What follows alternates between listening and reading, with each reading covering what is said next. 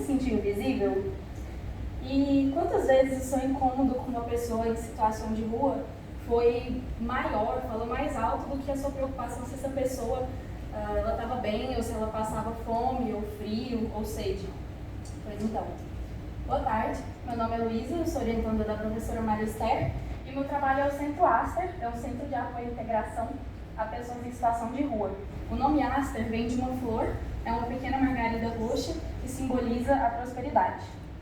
Bom, como temática eu tenho assistência social, basicamente é feita pela estruturação do SUS, que é o Sistema Único de Assistência Social. Ele presta atendimento a pessoas em situação de vulnerabilidade.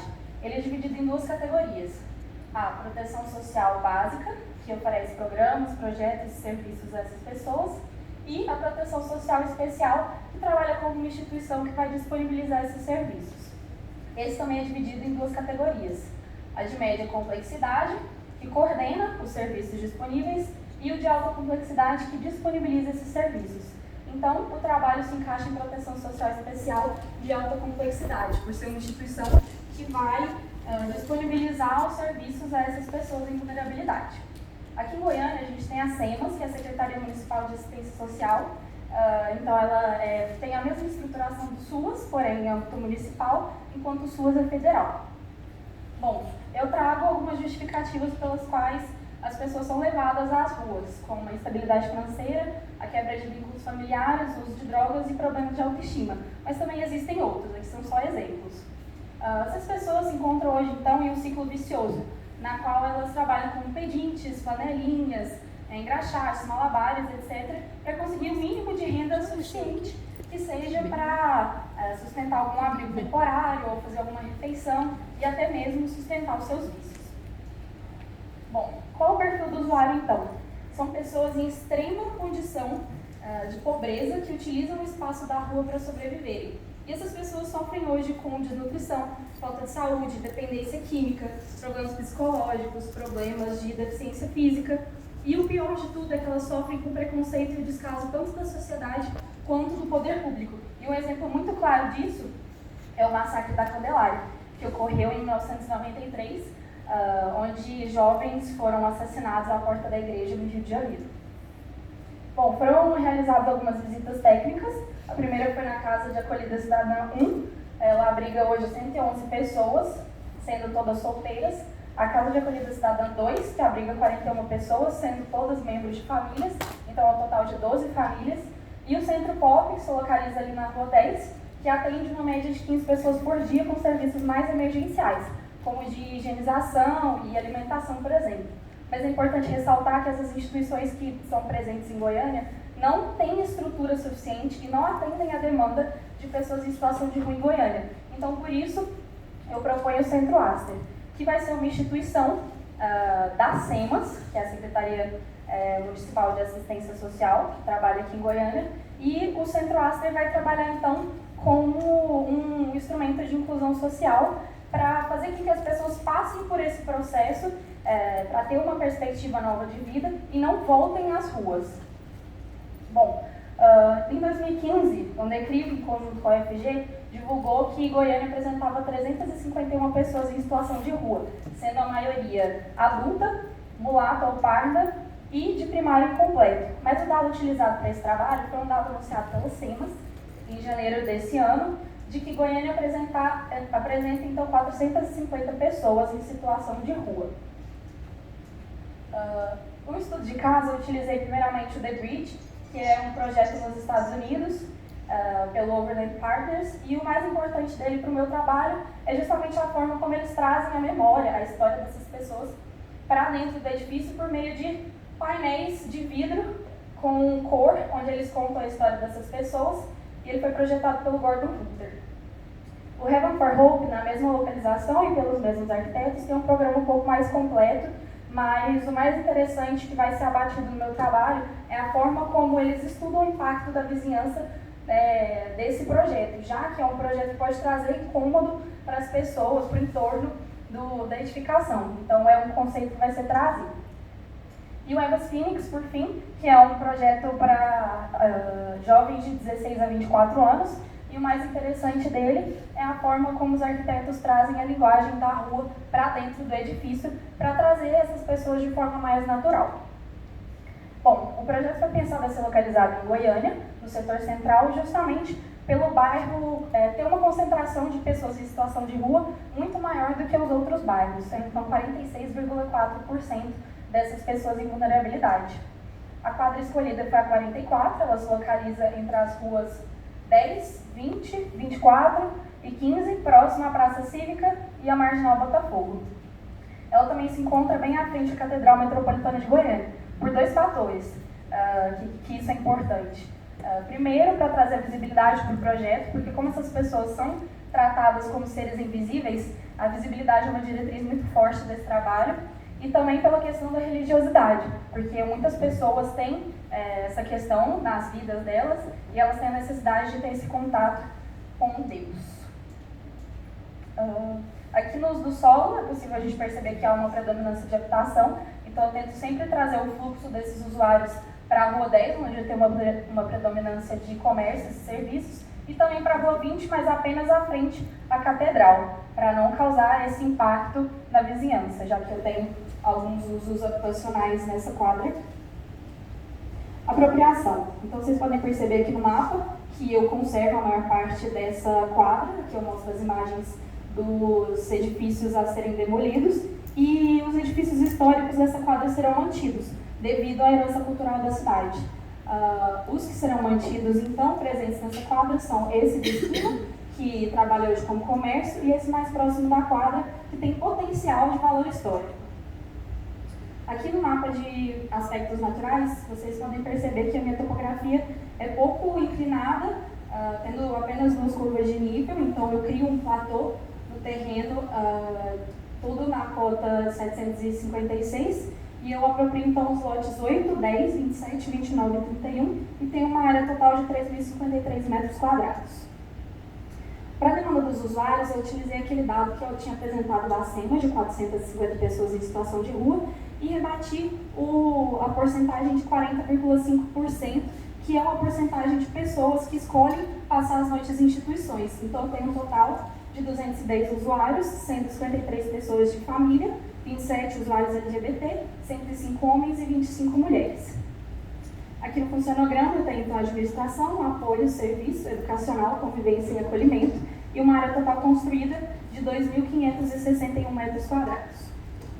As diretrizes. Eu trabalho com inclusão, já que o projeto vai ser trabalhado como um instrumento de inclusão social, justamente combatendo a prática da arquitetura hostil, que é uma prática de colocar elementos pontiagudos, cortantes, grades, por exemplo, em espaços urbanos para impedir que essas pessoas convivam ou durmam e coisas assim. A visibilidade, como eu havia dito, justamente para trazer essa vida, né, realmente a visibilidade para essas pessoas, para o projeto em si, e a integração justamente para fazer com que elas passem por esse processo e não voltem à rua. Elas tenham cursos profissionalizantes, emissão de documentos, para que esse ciclo vicioso seja quebrado. Aqui no processo criativo, vocês veem que eu sempre trabalho com blocos de formas retilíneas, tentando criar um pátio interno que vai ser um espaço que eles vão poder utilizar para roda de conversa, atividades e até mesmo festas culturais como a festa junina, já que hoje no centro, na Casa de Acolhida Cidadã, eles utilizam um estacionamento próximo ao lote para esse tipo de evento e eles não têm estrutura nenhuma para isso. Eu crio também tento sempre criar esse espaço convidativo que é voltado para a catedral, para trazer essas pessoas de forma natural para dentro do edifício e também para criar essa relação do entorno com o interior do conjunto. Aqui na implantação geral, eu tenho então em verde dormitório masculino, em laranja dormitório feminino, familiar e LGBT, em roxo de serviço, em vermelho educacional e em azul de administração. O canil é localizado mais ao centro do terreno, próximo à área de serviço, e juntamente com o estacionamento de funcionário, que tem aqui a relação. Eu crio também uma faixa de pedestre para que essa travessia da outra quadra seja mais segura. Aqui o projeto. Há duas coisas que eu preciso dizer antes de começar a apresentação do projeto. A primeira é que essas pessoas são tão tratadas como seres invisíveis que a gente não acha nem imagem de morador de rua para ser renderizado. Então, todas as imagens que eu vou mostrar para vocês têm figura humana sim, para a gente ter a noção da escala, mas são meramente ilustrativas. E a segunda coisa é que esse projeto ele se trata de um abrigo temporário e não permanente. Então, essas pessoas vão ter um máximo de 20 dias para permanecerem nesse lugar e terem acesso a todos os serviços, né? Tanto os emergenciais quanto os cursos profissionalizantes, emissão de documento, etc., para que elas realmente tenham uma nova perspectiva de vida e não permaneçam nesse local. Aqui no térreo, eu começo então pelos acessos. O acesso para os usuários de cadastramento é feito apenas pela Rua 10, diretamente pelo setor administrativo, onde a gente tem a recepção e a triagem. Bom, mas após esse cadastramento, essas pessoas vão ter a oportunidade de fazer passeios durante o dia, justamente para que elas não se sintam presas nesse local. Então, esse fluxo de entrada e saída pode ser feito tanto pela Rua 20 quanto pela Rua 10 após esse cadastramento. Um outro tipo de acesso é o acesso de usuários para serviços emergenciais. Esse acesso é feito apenas pela Rua 20, pela guarita, e eles têm acesso então à lavanderia, ao refeitório e ao banheiro no térreo para ter essa facilidade de acesso aos serviços. Eu vou dar um zoom maior. Só um minutinho. Eu crio então aqui o espaço convidativo para ter a relação com a catedral, e para eu ter esse espaço que vai atender pessoas que não se sentem à vontade de se cadastrarem, justamente por serem um pouco mais tímidas ou escolherem esse estilo de vida, eu crio esse espaço então onde as pessoas vão poder conviver, fazer alguma refeição ou dormir aqui embaixo dessa espécie de cobertura, que na verdade é a laje do primeiro pavimento. Então, para que eu não tivesse nenhuma barreira, eu opto por uma estrutura em aço com vigas de 1 metro e as secundárias de 50 centímetros de altura. Aqui no espaço interno, em conjunto com a área de exposição, é um espaço justamente para que eles tenham a oportunidade de expor os seus trabalhos realizados no setor educacional, né? Mais uma imagem. Eu tenho também o espaço de atividades, onde essas pessoas vão poder fazer uma refeição mais ao ar livre, é uma área de descanso e também de jogos, e eu disponho de alguns armários que pode ser para guardar pertences maiores que não podem ser levados ao dormitório, e eles ficariam trancados. A horta orgânica também, para trazer a sensação de responsabilidade dessas pessoas para com o local que elas estão utilizando. E eu dou um zoom maior aqui nessa circulação, então eu tive que dividir o bloco superior a esse pilotis em duas categorias. O primeiro pavimento eu tenho familiar e no segundo pavimento feminino e LGBT. Então, para não criar um conflito de fluxo, eu crio então circulações diferentes para esses usuários. As famílias entram somente por esse portão e sobem ao primeiro pavimento por essa circulação. E as mulheres e LGBT entram por esse portão e sobem diretamente ao segundo pela escada externa ou a cápsula. Aqui na imagem ilustrativa. Dando um zoom no setor administrativo, é importante ressaltar que eu disponho da enfermaria do cabeleireiro logo ao térreo para criar essa facilidade de acesso a esse serviço. E eu tenho então a circulação que leva ao setor educacional. Aqui um detalhe do painel fixo em aço cortem perfurado, que eu crio tanto nessa fachada quanto de dormitórios masculinos e nos superiores do educacional e familiar, que eu vou mostrar lá na frente. Aqui mais uma imagem. Eu crio também uma parede de memórias para justamente trazer a história dessas pessoas para esse edifício, no administrativo isso. Aqui dando zoom no dormitório masculino, eu disponho de uma escada, então, que é protegida por um elemento vazado com vidro, tanto para trazer proteção quanto para a circulação de ar dos banheiros PCD. Eu crio uma saída de emergência e eu tenho, então, a disposição de um layout que é feito por divisórias em drywall de 1,80 m de altura para trazer a privacidade e a segurança desses usuários, e eu disponho também de leitos PCD. Aqui no setor de serviços, o acesso dos funcionários é feito por aqui, e eu crio uma passarela, então, protegida por um cobogó, ali o detalhe, com uma cobertura de estrutura metálica com vidro. aqui na imagem do Coboró. No primeiro pavimento, a gente tem, então, um dos setores mais importantes, que é o educacional. Aqui eu crio uma espécie de ateliê, que são salas envoltas por vidro, onde as pessoas vão poder ter esses cursos profissionalizantes e também ter acesso a alguns apoios, como auxílio à documentação, auxílio jurídico e assistência social, além de, aqui mais embaixo, a sala de psicólogos com o depósito e a biblioteca na outra extremidade. A circulação é feita, então, do setor administrativo do térreo até esse pavimento.